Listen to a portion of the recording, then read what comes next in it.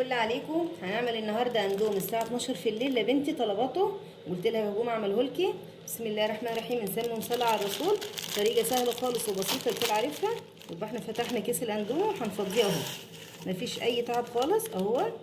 يبقى احنا فضينا الاندومي في البوله ده اهي، ورحنا بقى ايه نجيب الميه السخنه اللي احنا حاطينها في الجدل. خلاص الميه السخنه اهي نزلناها على الاندومي.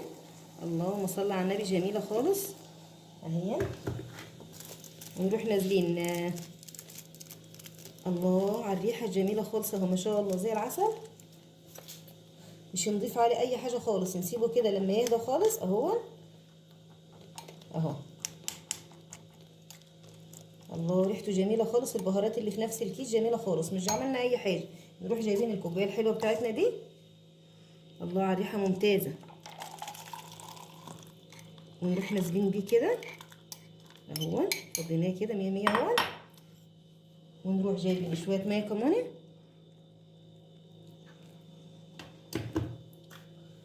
نغطيه شويه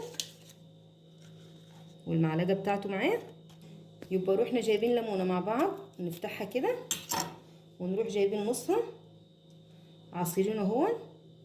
الله بسم الله ما شاء الله زي العسل، بألف هنا وصحه.